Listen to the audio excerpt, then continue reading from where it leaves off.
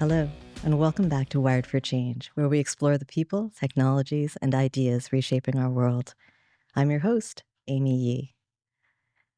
When we look at the systems that we rely on every day, infrastructure, transportation, defense, we often don't think about how deeply interconnected they've become. And increasingly, they're not just operational, they're strategic. They sit at the intersection of digital and physical worlds, of our national capabilities, and resilience under pressure. And as systems become increasingly software driven, risk is shifting, not just within individual systems, but across entire ecosystems. So, how do we build systems that can be trusted, especially under pressure? Today, we're going to look at that question through the lens of aerospace, cybersecurity, and Canada's evolving defense landscape with Chris Bartlett, president of CCX Technologies and a board member at CADSI, the Canadian Association for Defense and Security Industries. Chris, welcome to the show. Thank you so much for having me, Amy. Terrific. So let's start with getting to know you a little bit, Chris. Okay. I'm going to ask you for two things that might be commonly known about you, and one thing that most people don't know. Okay. Good, easy question right off the bat. Two things that people might know about me. Those that know me know that I've got four sisters, created an interesting growing up experience. And, others that know me know that I enjoy sports and playing hockey, outdoor activities.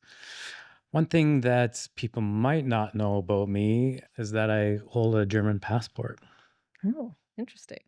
Yeah, And of the five of you, where in the pecking order do you sit? I'm the oldest. You're the oldest. Four younger sisters. Yeah. Wow. That's neat. In a word, what's that like? One word, was great. Great. Yeah. Safe. Yeah. Good safe word. No, yeah, it really was. Good. Okay, so looking at sort of the why, looking back, what is it that drew you to this space and what is the space that you're in? And what is it that keeps you excited to show up every day? So the space that we're in is a Canadian-based aerospace and defense company. What keeps me excited is not the minutiae of the technical, but the possibility of what we create and deliver. And especially now in the time that we live in, where there's this significant recognition for our Canadian sovereignty and some of the pressures that may exist on that, where we as CCX Technologies and the capabilities that we've developed can play a part in delivering capability to Canada to help in that sovereignty and having a domestic capability that we can deliver to Canada. That keeps me motivated and excited. Can you tell me about a time when you felt that excitement? It could have been a long time ago when you started the company, or it could have been more recent where you felt that excitement of being able to create and innovate in the space. Well, yeah, it's a direct engagement with a group within the DND, where through a series of engagements, defined some technical requirements, and where we showed that we had the ability and capability to deliver against some really stringent requirements, and enabling this department to succeed on a mandate that they have been given to achieve cybersecurity requirements. So the small parts that we were able to play, but it was also this kind of significant moment where when we started the company in 2017, it was an idea. And we've had customers along the way and we've had successes. But that moment was like, we have the ability to deliver within the Canadian Department of National Defense's requirements for a really specific, important element and allowing that department to achieve their mandates like that. It was just kind of this like success milestone moment after many years of developments, speaking to many different stakeholders, groups, customers, our own ideas, successes and failures along the way.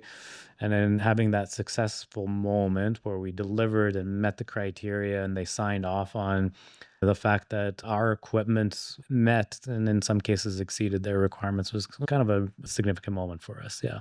That's such a good feeling. It's something that entrepreneurs, I think, will recognize in terms of you made something, it made someone happy, it delivered, Right. according to requirements, and before you, that wasn't there kind of thing.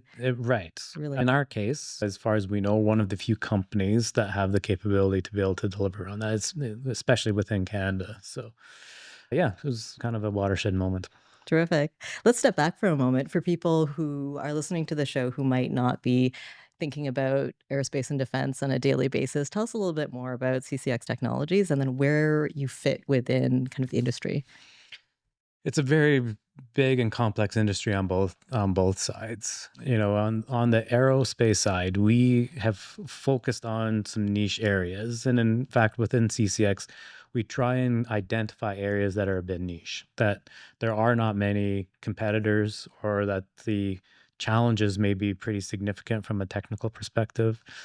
So early on in 2017, we decided to focus on everything that we would do had an element of cybersecurity to it, where that would be kind of the starting point, and we would develop capabilities on top of that. And that was, even though it had been the aerospace sector, where there was this recognition and understanding that cybersecurity was really important. Safety would be the highest on the discussion point, and it still is, and it should be for a reason. But then we were developing secure networking equipment to be able to do, monitoring of avionics systems for anomalies, for example. And that was relatively a new concept in some areas of aerospace. But we stuck to that. And now we have a series of products and capabilities that is deployed on many different aircraft platforms around the world that does secure networking, everything from, routing capabilities to providing, this concept of multi-WAN capabilities for various SATCOM systems, a product category called aircraft interface devices. To kind of sum up our aerospace side, we focus on niche areas or emerging areas where there's not many players. On the defense side, we identified defense very early on as an obvious area that we could grow in. During COVID, we slowed down some of our efforts on it because it was really difficult to get attention.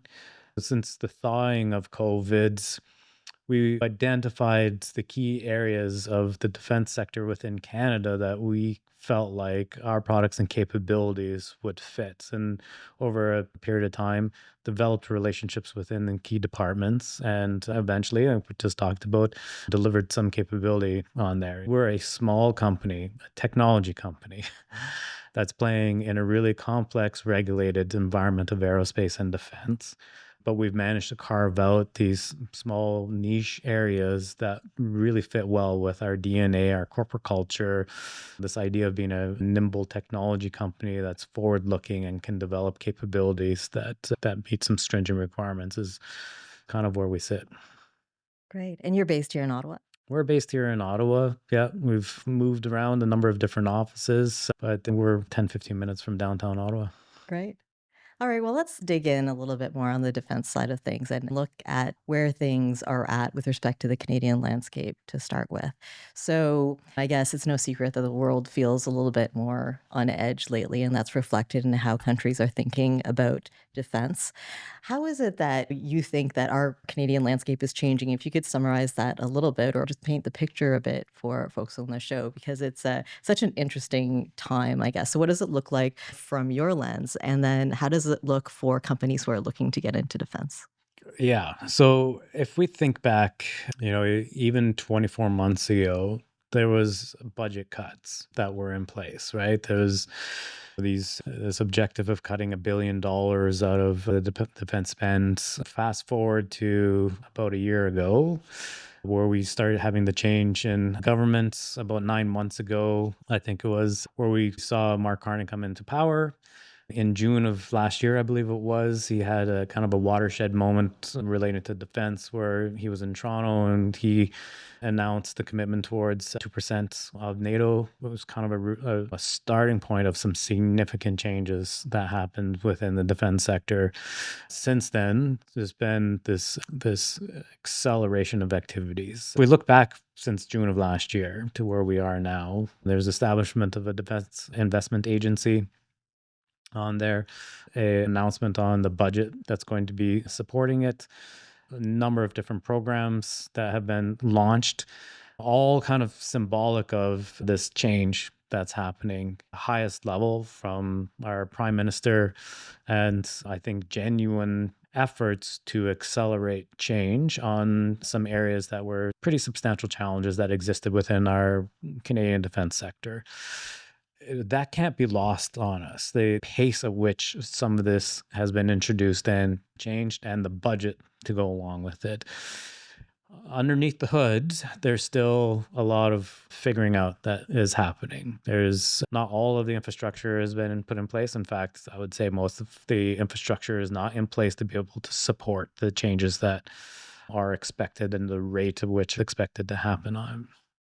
But announcement and recognition that I think 70% of all our defense spend was going south of the border and not to Canadian companies. So the landscape of our defense industrial base is really weak. I mean, I think that's probably the right word. We've got, 400 or 500 traditional defense companies. 300 of them are probably what we consider to be small, medium-sized enterprises on it. And then we've got a handful that are defense primes. And within Canada, probably count the number of defense primes that on one hand that are, your classic traditional.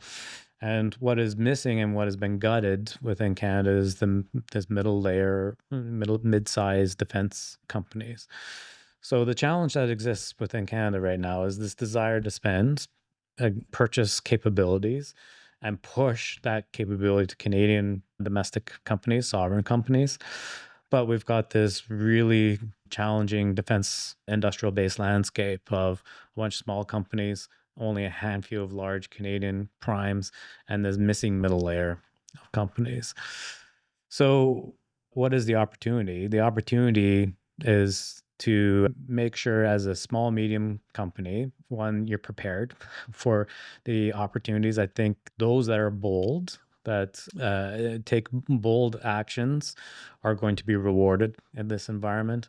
But there's also an opportunity for what I see as the partnering amongst similar adjacent capability companies to present a bigger picture of capability to Canada so that it isn't trying to do deals with a whole bunch of small companies, which isn't going to happen. But through that partnering, start positioning mid-size capability Canada. And it's something that we're looking at. We're in discussions with many different small and medium-sized businesses across Canada that have adjacent capabilities to what we have. So if we stitch that together under an umbrella of some sort of partnership, a handful of small, medium enterprise companies in Canada can position itself as a medium size capable company, or capability, I should say, rather than company. And that's a really exciting opportunity. And I think ground is fertile for that now. That never existed before. There was even resistance to purchasing from Canadian companies. I remember specifically presenting our capability within a department, D&D department, and was asked if our capability had been purchased from any department within the US yet. It kind of, as it was almost stated as a precursor requirement from a Canadian company before we sell to our own Canadian government, that you would have had to have done business with the US before you get the opportunity to sell to Canada. And that was a real shocking moment for me. But where we are today is a very different environment where there's opportunities for his partnership to position capabilities as a kind of more of a medium sized company capability within Canada. I think it's a really significant opportunity. It sounds like a great strategy in terms of partnering up and building teams of Canadian companies and capabilities as close to it as you could get a lot of the time, right? Right. It's certainly challenging, from what I understand, as a small company to be everywhere at one time, Right. right? And then when you invest in looking at an opportunity, that's a significant investment from you as a company. What are some of the other challenges and enablers that you see for this kind of a strategy?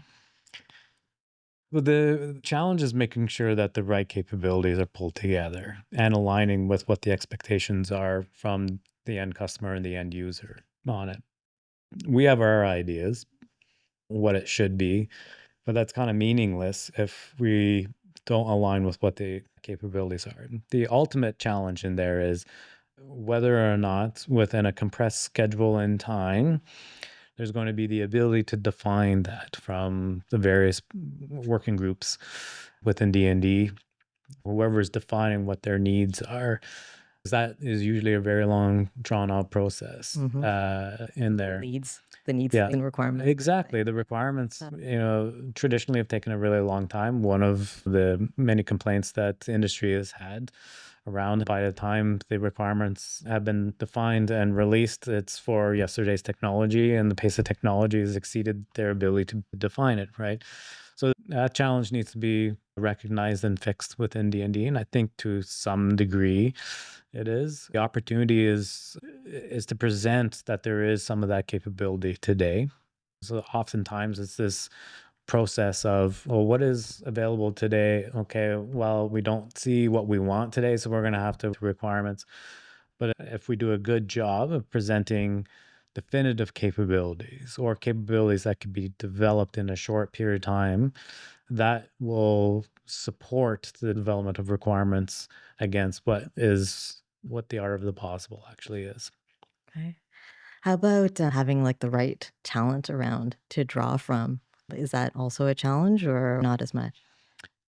I think it'll always be a challenge in the space that we play in. It's for us, it's a multi-layer from a technology perspective. There's your traditional software development cycles. There's the emerging cybersecurity domains, the constant change and pace of change that exists within that. And then you add on to that the fact that we play in a regulated environment. For us to get parts onto an aircraft, you have to go through some pretty significant certifications.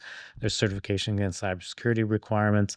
The barrier to entry is really high, and you need talented people to sit in the right areas that have the ability to either learn quickly or have some background in those areas to be able to deliver from a technology perspective. Okay. Finally, it's here kind of moment. And this is what we've been waiting for and preparing for all this time. Yeah, definitely the latter, right? There's definitely a sense of responsibility, but the fact that it's recognized, right, is step one is admitting that you have a problem, right? And that's what we've done, right? We're Yes. recognizing that we've been way too reliant Mhm.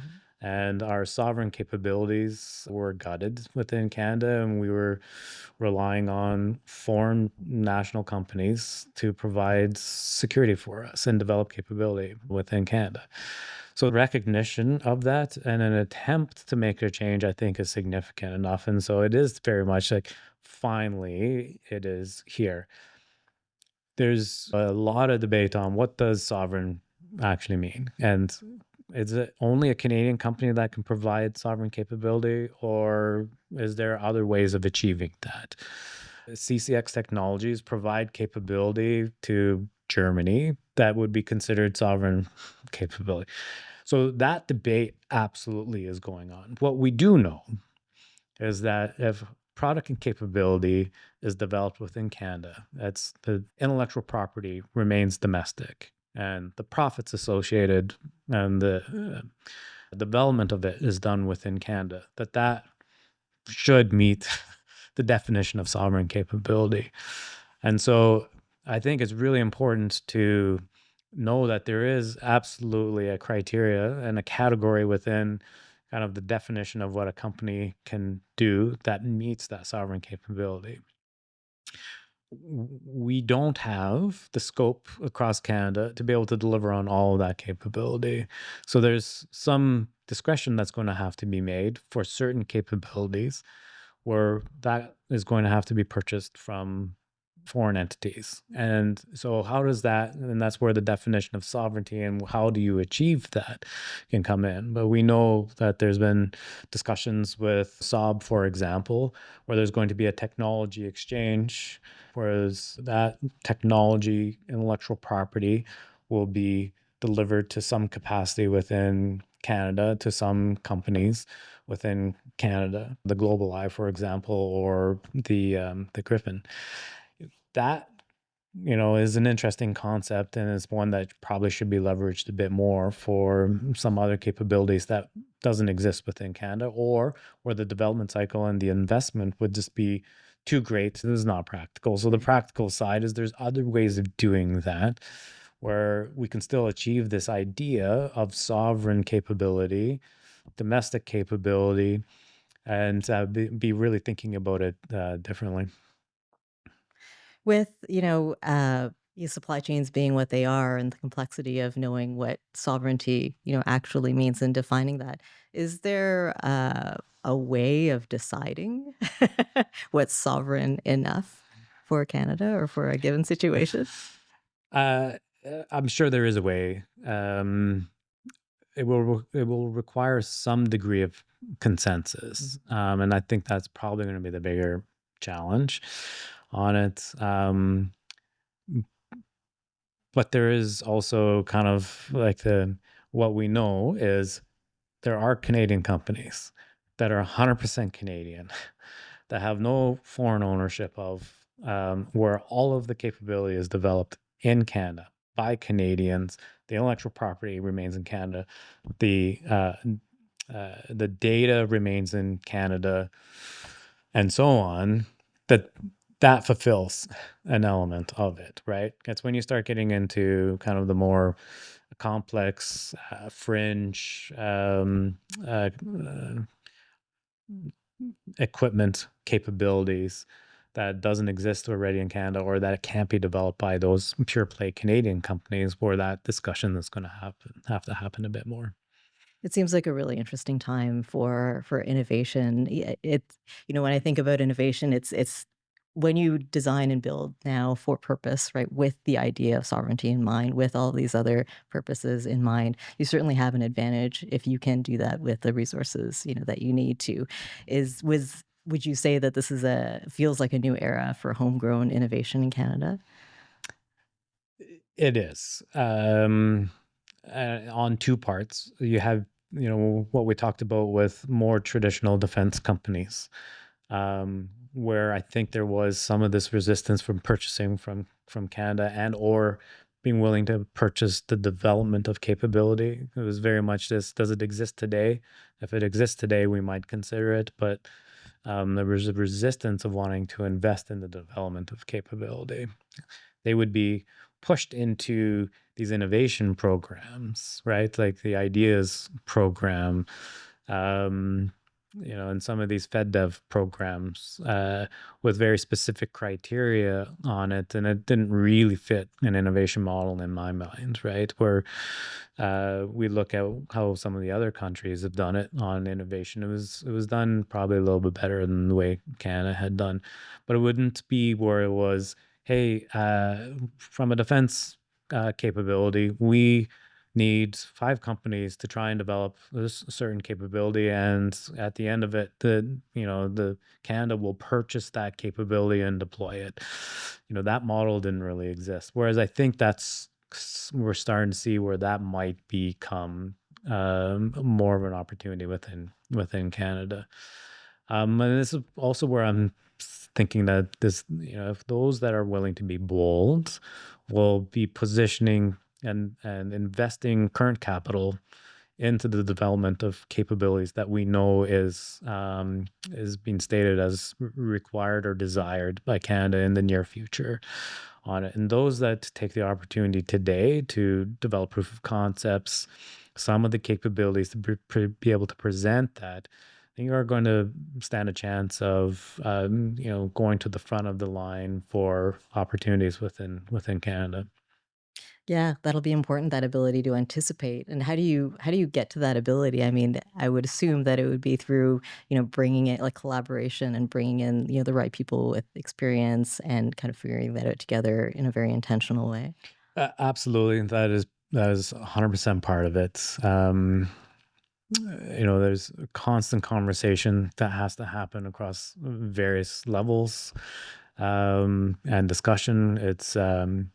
It's being willing to do a lot of listening and less talking, right? There's a part of me, and I think a lot of us, that want to be telling people what they should be thinking and doing, and like, hey, this is the way you should be purchasing, and this is the capability you should be purchasing from these types of companies on it. But there's also very much this part of just listen. Mhm. What is actually being said, or what are some of the challenges that are being spoken of? They might not be articulated perfectly correctly, or the way that it's being articulated may be addressed from something different. So I think, with all conversations, I keep reminding myself, answer one question and then ask two kind of approach. So I think there's an opportunity to learn a lot more in with that type of approach when we're having discussions. So that will, those where you ask questions and get answers on it will inform on where the challenges actually exist, and opportunity to kind of drill down multiple levels so you can get to the crux of what the actual challenge or what the actual capability might be. So important. And then, as you mentioned earlier, being bold, which would mean probably taking some risks as well. Yes. And that, within Canada as a whole, I think we struggle with risk. You know, um, our banking institutions are very risk adverse and probably good in some cases, but isn't always the greatest for innovation. Um, Not so helpful. it's not. You know what? The growth comes out of failure. And that, there's this idea that's entrenched that we can't afford to have, a mistake inside of a procurement or a product, or, an error would be catastrophic. It's for some things, absolutely. But when you think about innovation, when you think about proof of concept, when you think about rapid development of capability, there has to be an acceptance of risk along the way. And adjusting our structures a little bit of how do we deploy product, and this idea of failing fast and adjusting and learning from that, and an environment that accepts that there is some risk Mhm, to engaging with a smaller company.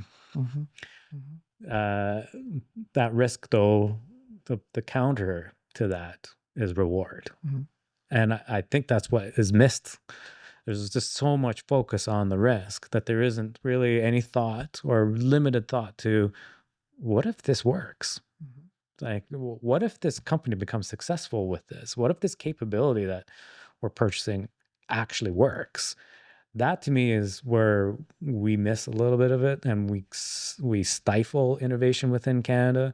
We stifle innovation definitely within our defense sector, and so it's the part that we try and nurture a little bit in the conversations. Like, yeah, you're right. There's risk here, but now let's talk about what if this works. That's, I think, an interesting kind of counter to the risk side, and it's not really within kind of the construct of the way that Canada does business. It isn't within the construct of how we do innovation, and I don't think it's within the construct of our Canadian defense sector. Do you have any thoughts just from a human perspective in terms of how we can help build sort of that a bit more risk taking into our culture as Canadians or as even in within defense? Is it by, role modeling? Is it about telling the right stories? Well, I think it is kind of, and also focusing on the potential and on the positive Mm, on it, right? Human nature, we are drawn to the negative. There's almost an attractive element to having a failure that you can focus in on, or someone saying, "Uh-huh, I told you," and um, it's the opposite of that I think we want to really kind of, let's let's support Canadian companies.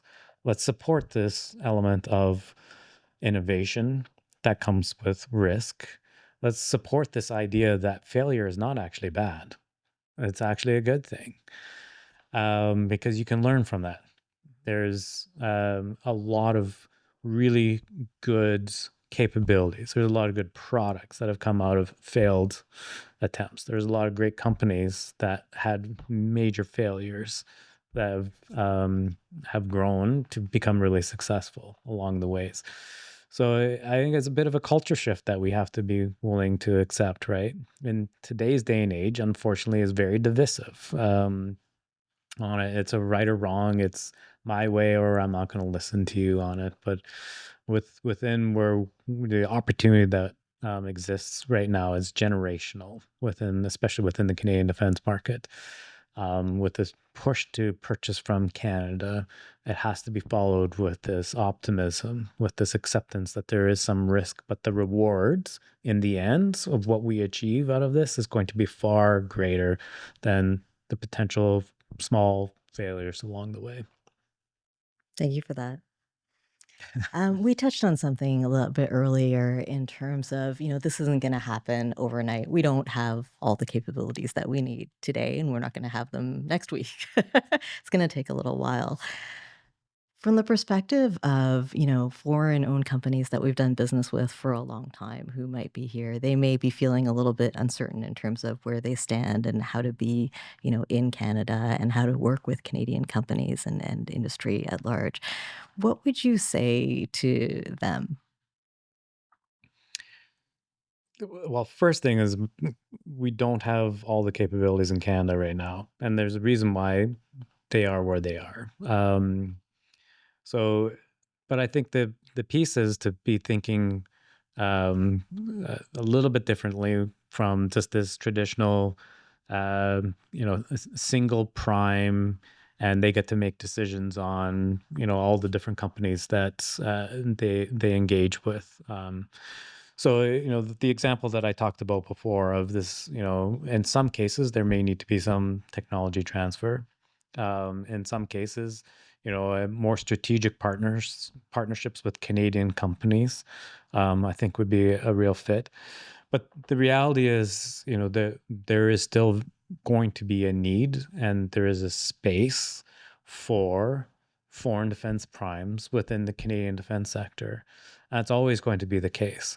And as Canada grows its defense industrial base, there's going to be a space for Canadian defense industrial companies, primes, and other foreign defense sectors.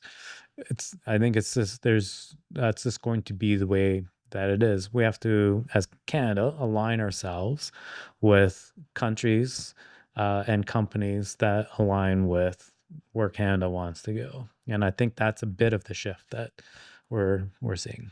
Great, thank you. And then in terms of the procurement piece, so probably never ever in history has the word procurement been used so much in just the general environment. So my question is, is it actually opening up for smaller players at this point in time, or is there still kind of a gap between intent and where things really stand, right now, and recognizing that things continue to change? Things are changing, and they're changing at a rapid pace. I think it was just last week. I was in Calgary at a defense show, and the Honorable Stephen Fair was speaking, and he's part of the Defense Investment Agency. And when they first started, they were focusing on procurements of $100 million or more. On the stage in Calgary, he um, opened and introduced the opportunity for that threshold to be reduced to 75 to 50.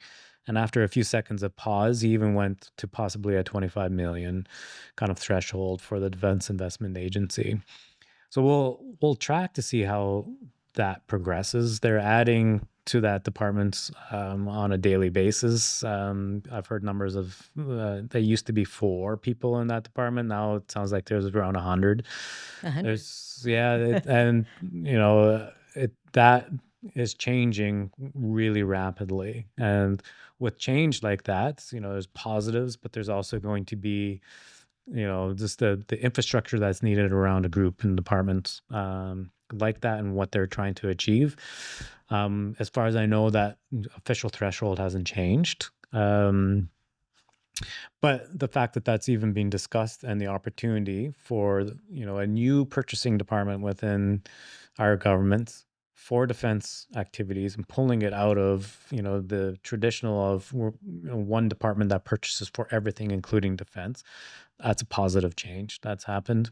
And, the fact that it could get down to, the 25 million, that's been a kind of a traditional demarcation point where everything below that would be considered a minor capital purchase within Canada, and then anything over that was a major project. So the fact that they're still holding that line, willing to go down to that with the idea and intent that the DIA would be able to make purchasing decisions a little quicker. Um, the time will tell whether or not the machinery of procurement can actually um, change so that the pace of decisions and procurement can be accelerated. But I am encouraged by the fact that there is these breadcrumbs of indications that change is being worked on.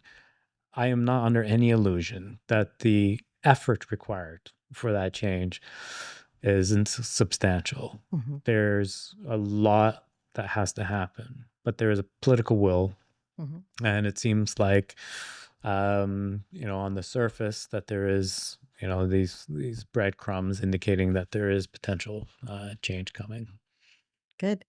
And then what about something else that people are talking about now, which is the Canada's new defense industrial strategy, which lays the roadmap, for the future. Um, is there any magic that you see happening in there for avionics and cybersecurity in terms of industries? Well, for the defense industrial strategy, it lays out kind of the core areas of focus on it. Um, we see we believe it's really important to have a dual use strategy for everything. So capability being developed for defense should have applicability and capability within the commercial aviation sector, for example, and vice versa. Capability that's being developed for commercial aviation sector should be transferable into a defense environment. So when we look at the defense industrial strategy, there are pieces within that we view as opportunities to take and develop capabilities for defense applications that can very much have opportunity to grow within other industry sectors, and in our case, into the aerospace sector. Um, an example of our product that was developed for a defense sector, um, a cybersecurity appliance that gets installed onto an aircraft for doing certain cybersecurity activities. We've been able to take that and adapt some of the capabilities and introduce a product called an aircraft interface device for the commercial aviation space. So, what is an AID, the aircraft interface device? So, up to now on commercial aircraft, um, well, let me back up. Like 15 years ago, there used to be, a flight bag that a pilot would pull around with them that would have all the paperwork and document and flight plans and weather printed out. And they would pull this huge suitcase around that they would call their flight bag that would have, all of those documents in there. And a pretty transitional, fundamental technology transition happened 15, 20 years ago, where there was this recognition that there was an opportunity to go to what they call an electronic flight bag. So the electronic flight bag basically is an iPad that has applications on it that does what a pilot would have to do to all on paper. And that was a big transition that happened, and that happened relatively fast in a conservative, regulatory driven. Um, but what most people may not realize is those iPads are not connected to. It doesn't have. There's no connectivity. So the updates are done at a point in time before a flight happens, and often that's done in a pilot lounge or at home or in the airport or in the hotel before they get to the airport, and then they get into the flight deck, and the information is static on the iPad, and the entire flight is done with that static information. And there's been a push to be able to introduce um, connectivity in a secure way to these iPads. And there's regulatory updates that are happening on that, provisions for it, cybersecurity programs that are being built out for it, and this dual use capability where we've got some of the core intellectual property of data collection, securing data on boards, meeting the environmental requirements for installing onto an aircraft platform, and so on. We're able to take that, adopt it for commercial applications, and in this case, meet the requirements of an aircraft interface device to securely provide connectivity to an iPad so that um, information is not static and that they can get live updates on certain elements of what's needed within a flight deck for a pilot. And that, it's kind of a long-winded answer. We see the opportunities within the defense industrial base strategy. Hopefully, Canada buying from Canada for companies like us and capabilities that are similar, and we can translate that into a dual use capability and introduce it into the commercial aviation sector. I think is a real opportunity that exists for us, but I suspect, and I would encourage that, put forward that that is the case also for many other Canadian companies. Interesting. And so, dual use is another word that comes up a lot. And when I mean, it's just looking at what requirements you have in common. Essentially, you can Right. put it stated a very kind of simple way. Yeah. But I was wondering, for those of us who aren't as familiar with aviation, I was wondering if you could characterize a little bit for us, some of the differences between, like what commercial requirements might be versus defense or military requirements might be for something that you might be building for aviation. So there's a lot of crossover and similarities. You're absolutely right. Uh, when you get into uh, when you get into cybersecurity, is where you kind of have some of the differences on it. So I would suggest that on the defense side, the maturity level for some of the security encryption is more mature. There's a better understanding of it. The use of it has been in place for a lot longer. We have encryption because militaries developed it. When we look at the aviation sector, there's a catch up that's happening on that right now. When we started in 2017, it wasn't as talked about as it is right now. There weren't many regulatory requirements that defined certain characteristics of security onto aircraft platforms, and that now has caught up. So I think that's where we see quite a bit of the differences.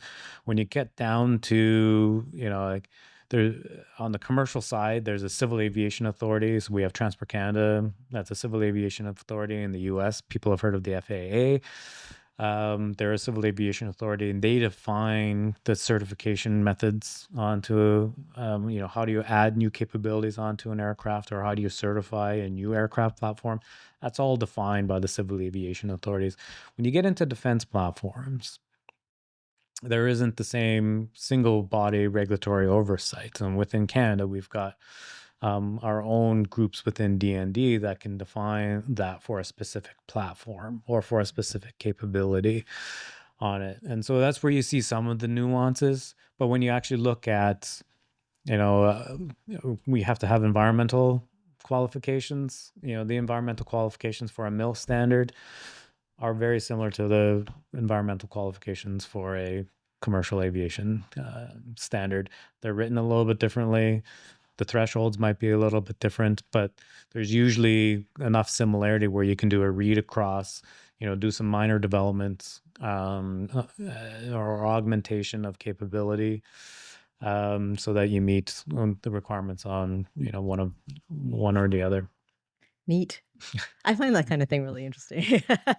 I've had to build a platform once where I was, wanting to look at, well, how do I build this so that it works for a very complex health system like Alberta Health Services, for example, versus, but also work for, a mental health and addictions clinic. Well, how do you make it work for both those things? And Right. those are, different scales in terms of complexity, but just thinking through how you architect something and build something that, meets both needs is Yeah. just No, a really no, interesting it's a parallel. exercise. Yeah, the example is a good parallel. Yeah. Very fun. That stuff is fun to me.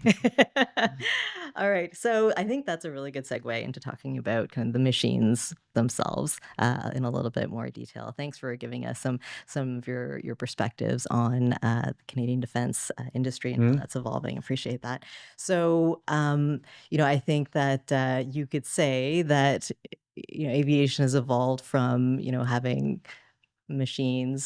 flying machines with computers on them to computers that fly almost. There's so much interconnectivity and software-driven systems and complexity that is growing, as I understand it, Mhm. on aircraft. Do you see that as something that is more complicated to protect? Like, tell us what you think of the evolution. How is it actually evolved? Instead of in my clumsy words, No, you no, tell us you how things have evolved, and then is it riskier or is there more to protect? um you're absolutely right. It has evolved, right? Like the F-35 is described as a flying computer, right?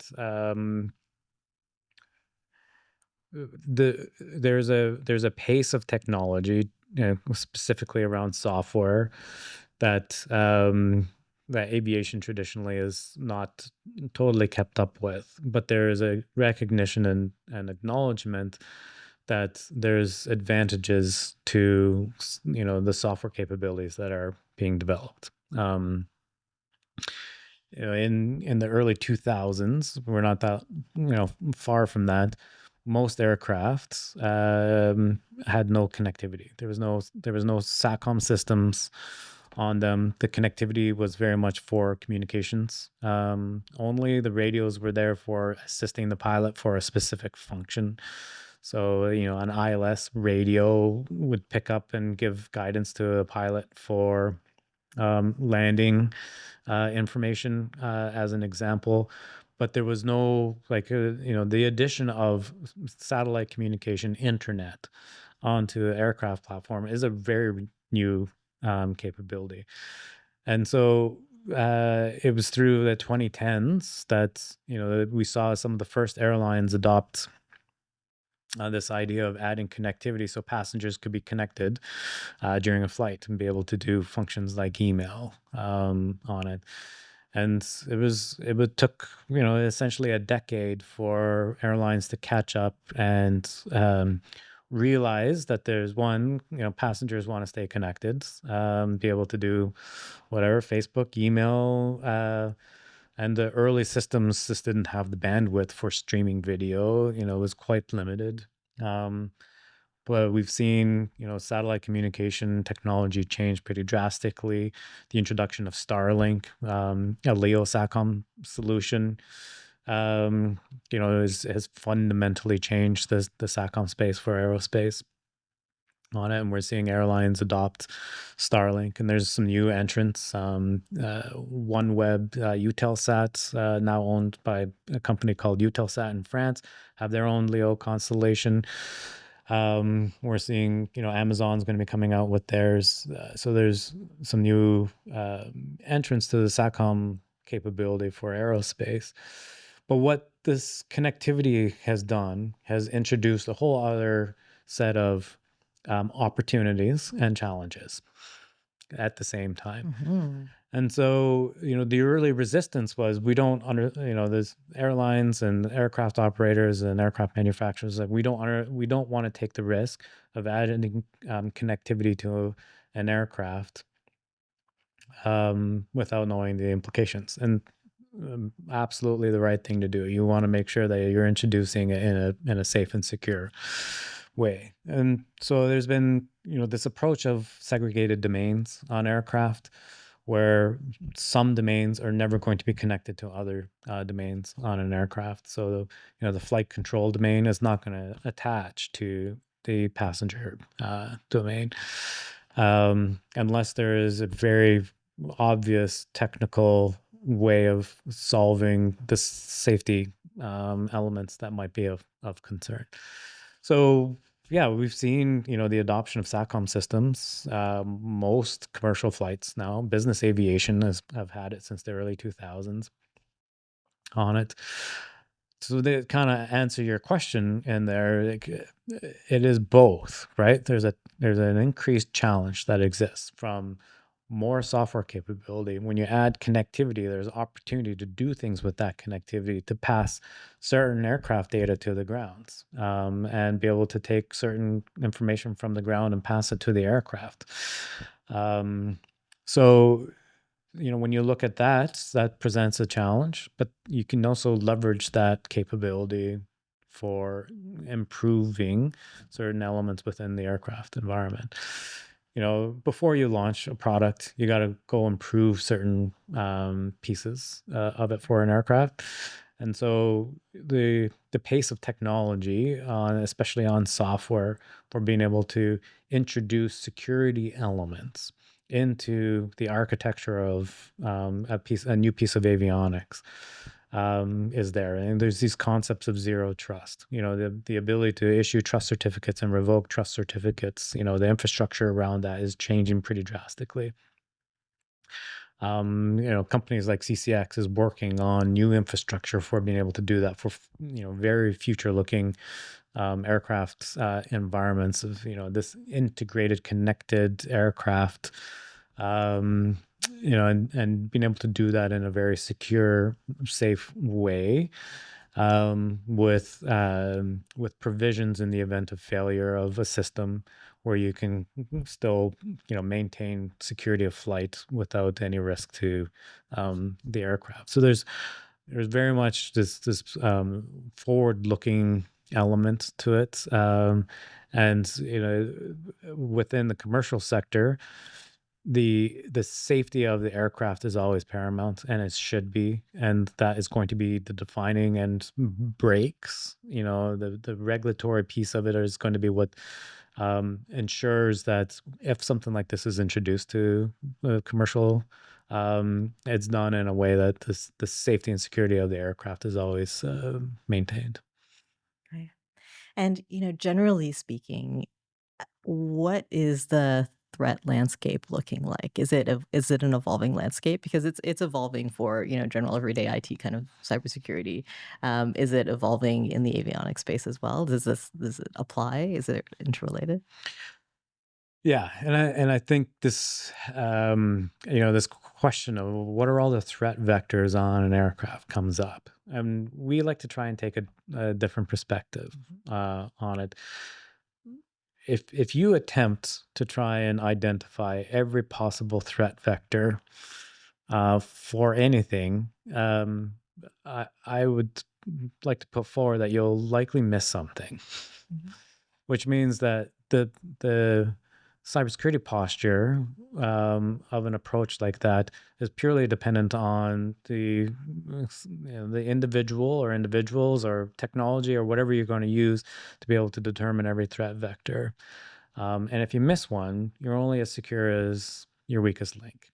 And so that's traditionally how it's been done, and that is one way of doing it. And but as what we just talked about, as the threat vector surface may be increasing, trying to predict every possible threat vector, uh, and doing it perpetually is nearly impossible task.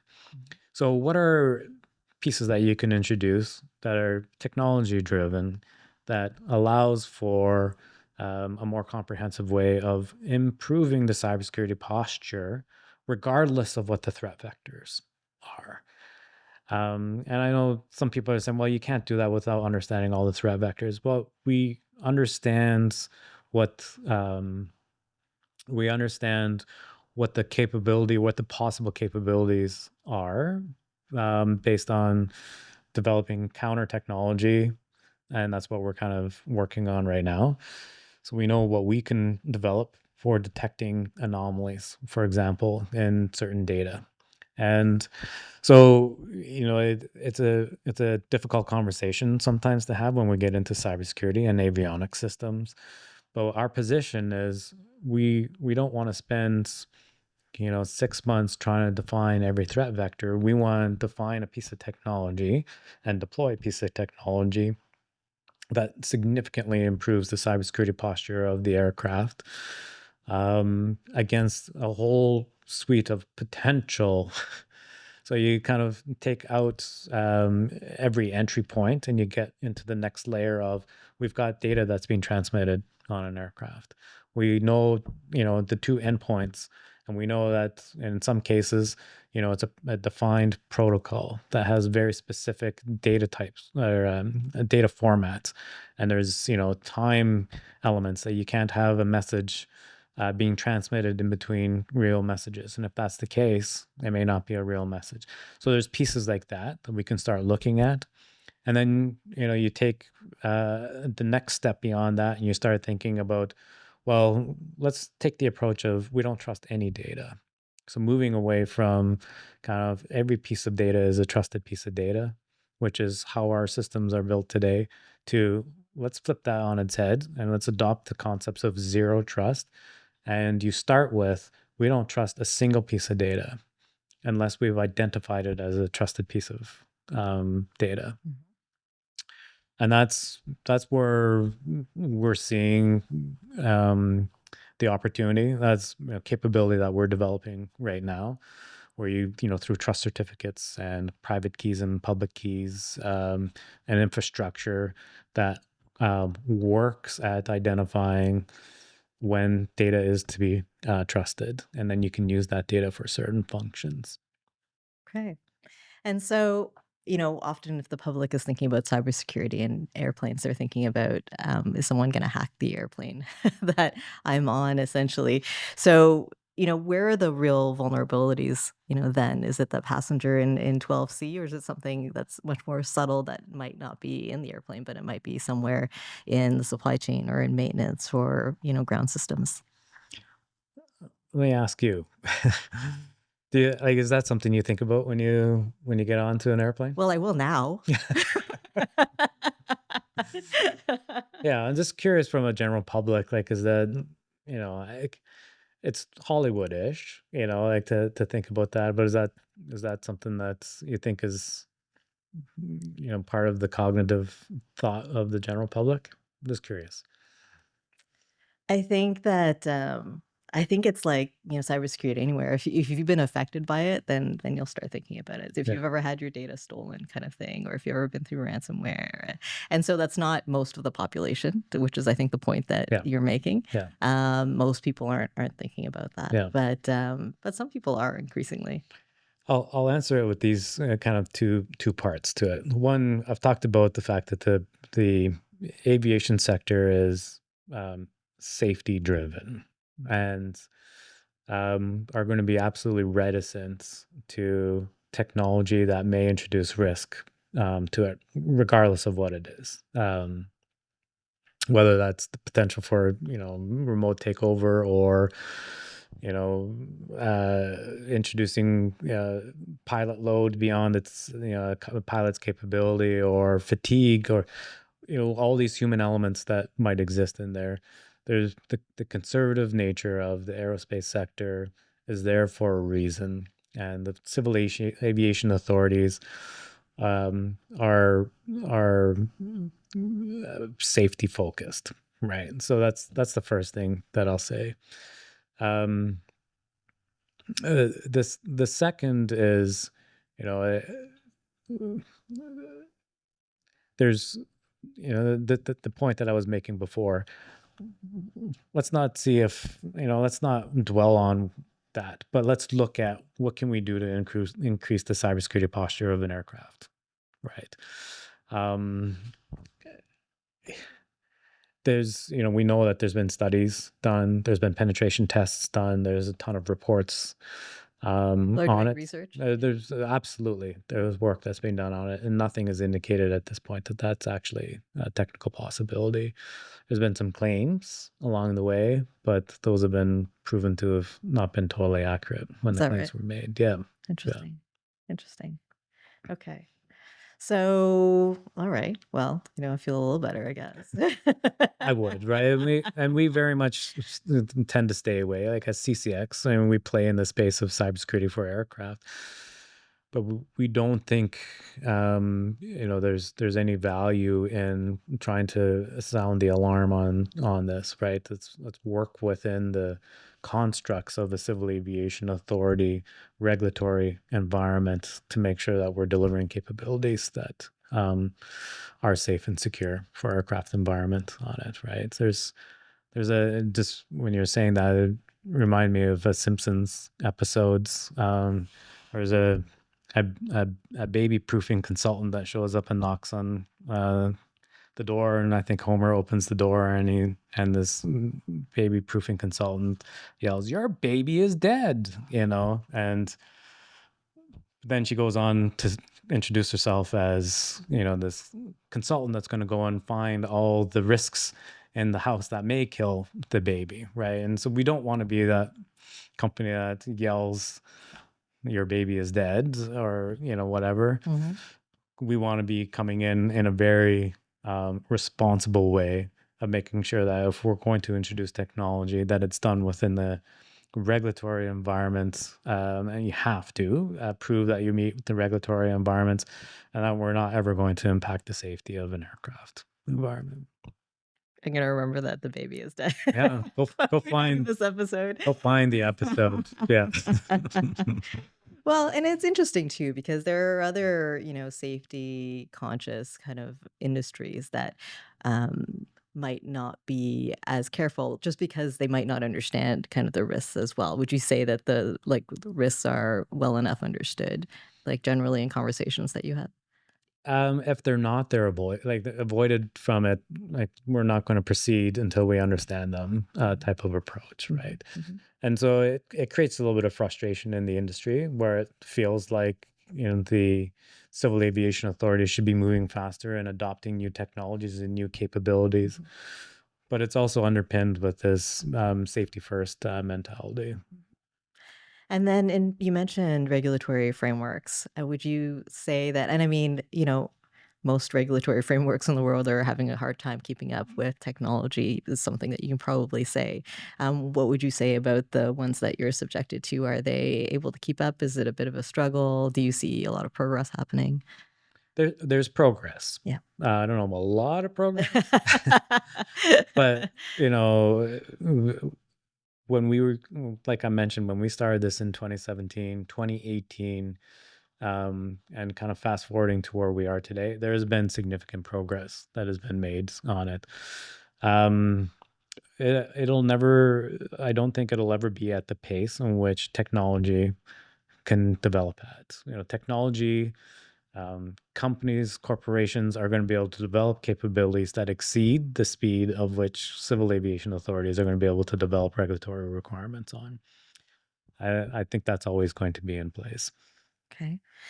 And then what about the idea of being able to stress test? As we, are increasingly embedding AI and automation into technology, are we able to stress test fast enough? And I guess, I mean, there's a difference between building it and then having it actually adopted before it's been stress tested as well. It's an interesting concept.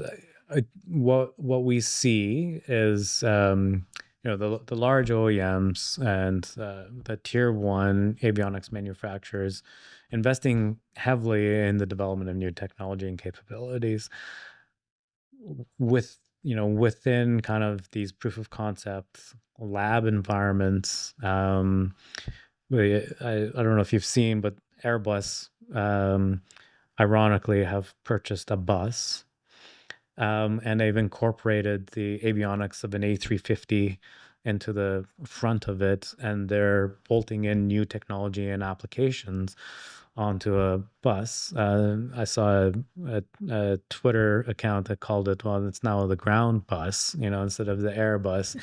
So some Like a humor. four-wheeled It's a vehicle on the literally a ground. bus, like Yes, okay. but that's the environment that they're using to test it. So they're proving out new technology and new capabilities, looking at AI applications for detecting objects on runways, that sort of stuff. And they're demonstrating it uh, at at air shows and at conferences and whatnot. So that's we're seeing where there's a desire for technology, but there's also a responsible way that companies like Airbus are doing this to introduce it, to test it, to validate its capabilities with existing full avionics infrastructure. I guess it's literally the flight deck of an A350 that they've bolted into the front of it. And they use that to navigate this bus around airports and whatnot to test new capabilities and technology. That sounds like so much fun. I know. It's a Have you great, seen it? I've seen it. Yeah, it's Yeah. fantastic. Yeah. Nice. Mm, mm. Okay, and then, I also wanted to ask you about resilience. So, resilience, people talk about resilience, a lot of the time, but it's also a requirement. So at CCX, how do you build a system that can take a punch? I guess that's the word. There's multiple parts to this. So when you develop a product, it needs to be developed against a set of requirements. Mhm. And so we believe the importance of taking the time of developing the requirements upfront before you start developing a product is crucial on it. And we will push and hold firm to that and make sure that a full detailed understanding and review of the full scope of requirements is done before you initiate. And so resilience needs to be part of the infrastructure, the architecture of a product. What do you need to be resilient against? What is your failbacks? What happens if software doesn't boot properly? What is your mitigations? Those all need to be part of the requirements for a product. And so that's part one, is make sure that your requirements define your resilience upfront. The other side of it is um, it, in the event that there is some part of the system that isn't, that you've developed and architected um, the infrastructure within a product. You've invested the time, you haven't skimped on kind of the operating infrastructure of a product. So that in the event that there isn't the resilience that you're expecting, that you have the ability to quickly update the capability, whether that's software, whether that's hardware, whether that's some combination, um, to make sure that there's resilience within a system. And then there's resilience at different levels. There's so you for us, we deliver, let's say, a box into a network, but that network has multiple companies of products and software. And so there's the resilience of an entire network that needs to be thought about too. And so it can't be just a, a mono approach to it. So there's the responsibility of, let's say, CCX, to make sure that there's resilience within our infrastructure and architecture, and the ability to quickly update as needed. But that also needs to be carried forward within the entire system or network that we tie into. So it's an ongoing, evolving kind of challenge, but philosophically, start with the really well defined requirements. Mhm. Back to requirements. Well, unfortunately, right? It's Well, boring, and it's yeah. I like them. And the idea of traceability. I once told someone that traceability is sexy, and they loved that, and they told everyone in the whole organization. They were a BA, so they really like that. So, but that principle of, knowing that you've got to ensure resilience within your own system, and then also, across multiple systems within an ecosystem, something that, I mentioned at the beginning of the podcast. And it's something that, I think we need to increasingly look at as we become more deeply connected. Yeah. Right. So thank you for that. Mhm. And so we're in the home stretch now, Chris. Mhm. Let's step away from the technology a little bit. And I'm just going to ask you a few questions, just, more from a people kind of level, Okay. I think.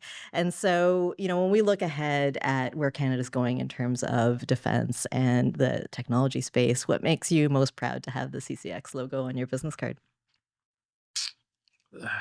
Really good question. So, I mean, we set out to be a Canadian-based aerospace and defense company. Mm. Um, we didn't start to, try and sell it in 3 to 5 years. We wanted to grow it in a sustainable way, have a footprint and a presence within Canada. Um, and to be since 2017 to now, um still in play, um contributing at a greater and greater level with some unique capabilities and technologies in a dual use kind of way. It's a success story. There's I really it's we don't do it enough as founders, I believe, and we're really hard on ourselves. Everything takes longer than you imagine. But if we actually kind of put it into the context of the fact that we've been able to achieve that up to now and position ourselves today to be a really significant contributor to our Canadian national defense, our Canadian sovereignty for some really unique, technically challenging capabilities in a really challenging environment. I'm extremely proud of that. That we're in this position now. We've had the success up to today, and now we are really well positioned to contribute to the landscape within Canada for our sovereignty. Terrific. And it's so important that we all help each other, as well, like, within this ecosystem. So if you were to sit down with a CEO of a Canadian tech company who is looking to get into defense, now or soon, what kind of advice would you give them? Don't. No. Uh, so, going back to this dual use, Yeah. right? I think there would need to be a real understanding of uh, what are the current capabilities within your tech company Mhm. that has direct applicability to needs and requirements that the Canadian defense sector is going to be needing or requiring. So, that would be the first piece, is make sure that there's applicability on it and understanding where the gaps might be. And so a gap analysis of some sort on it. But the second part is the defense sector is very different in quite a few ways. And,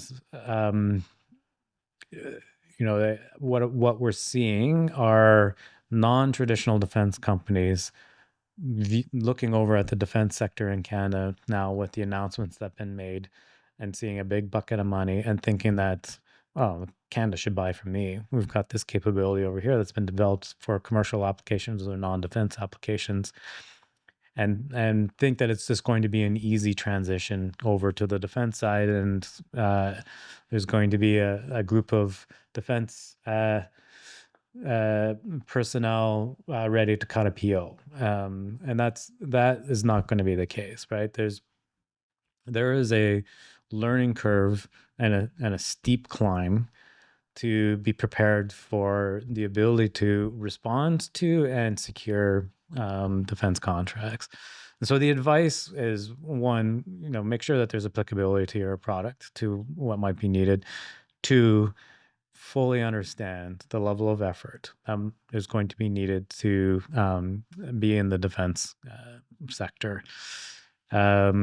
And surround yourself with people, inform yourself, educate yourself, read, and start being willing to invest in infrastructure to be able to support. So simple things like being compliant to the cybersecurity requirements for a defense contract. So In the US, they introduced CMMC, a cyber maturity module requirement. We started on it a long time ago and invested significantly in infrastructure dollars, updating servers, process and procedures, policies. So we were compliant, and we're now a Canadian company compliant to the CMMC, registered in SAM.org as compliant to the US defense cybersecurity requirements. Canada looked at the CMMC program a couple of years ago and said, "Hey, we really like that. We're going to adopt it and call it CPCSE." Don't ask me what it stands for right now, but it's the Canadian maple version of the US cybersecurity standard. And it's just an example of one of the elements that is going to be added. We just saw our first contract where the CPCSE was a written requirement um, to as a condition of purchase. And so if that hasn't started yet inside of a company or organization, that's one of many examples of a really steep climb that's going to be required to be able to start delivering into Canadian um, or securing contracts within the Canadian defense sector. So Yeah. Yeah, and I happen to know that they're not exactly the same either, the CMMC and the CPCSC. There isn't parity there, so it's it's not, not. there isn't perfect parity. Yeah, No. no, yeah. So there is some differences. Mhm. But there are CEOs who are wondering now, well, what is the trigger for me to look at that and to make that investment? And you're saying now that you've seen the first kind of hard requirement for that, so that's something for CEOs to consider. It's absolutely something that needs to be considered. But it should be considered not just, can I win a contract? I need this to be able to win a contract. We looked at it when it was CMMC 1.0, the first iteration, and evaluated it and realized it was going to be a lot of work. And at the time, there was a lot of resistance in the defense industry to it, partly because the rollout for certification wasn't clearly understood. Mhm. And many of our peer companies in Canada and the US said, you know what, we're not going to bother with this. We looked at it and said, there's actually a lot of good within it to make sure that as a company and an organization, we have process, procedures, infrastructure, software applications that will significantly improve our cybersecurity posture, reducing the risk for a cyber vulnerability that might happen against our company. And so What standards are supposed to do. it is, yeah.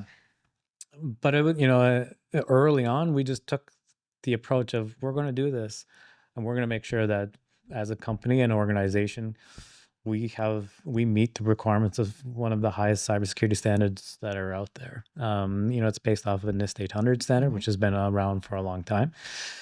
And so, yeah, we did it early on, and then they came out with CMMC 2.0 and then defined how you can be compliant with it with, different levels. And we've been stepping through that. And so, yeah, it's, back to the point, yeah, CEO looking at it going, hey, do we need to do this? Yes, he will. At some point in time in the near future, I suspect most or all procurement requirements are going to have that as a defining requirement for award.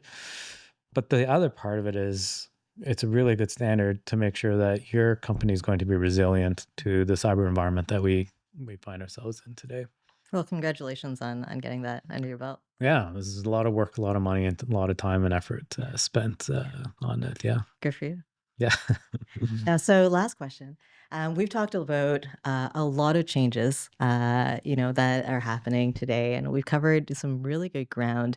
I think if I pull that up to something that I talk about in transformation a lot, which is around the idea that often the behaviors and the mindsets that brought us to where we are today aren't the ones that we will need kind of in the future, right?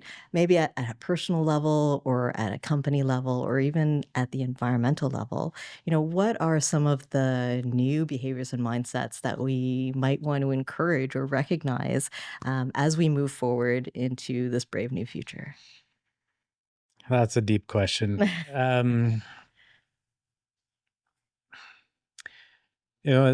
So I'll start kind of at the personal level, right? So, we're a 35 person company roughly. And we've had the sustained growth. We've had the successes that we have now. We sit at an inflection point within Canada, which is generational. It's a moment in time. Uh, and there needs to be a recognition that there's an approach or a change to an approach that needs to be in place to rise up and meet this moment in time. And I'm not sure I have all the answers on what that is, but it's recognizing an element of it is recognizing what I know I'm good at and what I know I'm not good at, and ensuring that one for the stuff that I'm not good at, or that there's other people that can achieve that I'm not restricting that within the organization. And we're actually really lucky within CCX. Our leadership team that we have between my business partner and I, really strong in my mind, perform above average. What I see out in the industry, very dedicated, and achieve more than the sum of their parts when they work together. So I think we're really lucky there.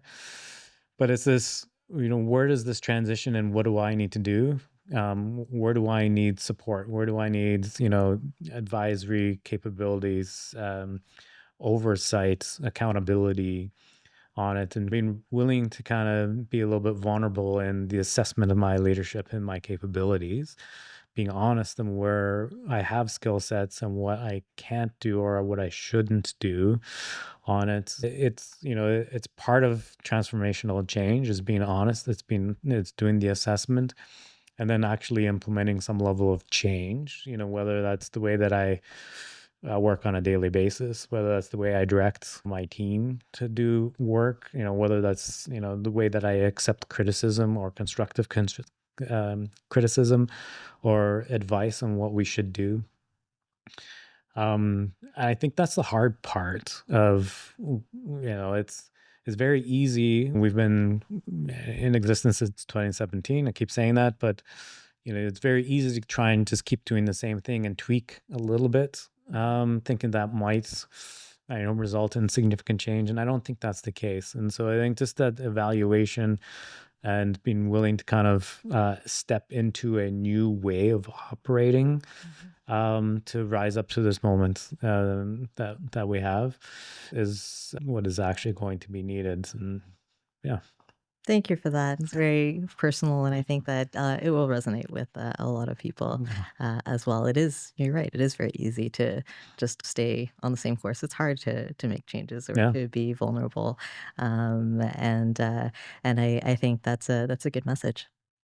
Good. Thanks. All right. Well, I think we're going to wrap up our show for today. Chris, thank you so much for being here and for sharing your insights on where we are in the industry today, what CCX is doing to meet those needs and requirements, and thinking about how others within the ecosystem can rally and adapt, and get to that future that we're looking for as well, in terms of our Canadian capabilities and globally. Thank you. No, thank you. Appreciate it. And thank you for listening to another episode of Wired for Change. If you haven't subscribed yet, what are you waiting for? Please do subscribe and follow if you're interested in conversations about change and seeing what's happening, and how we can all become more wired for change. Thank you. Bye bye.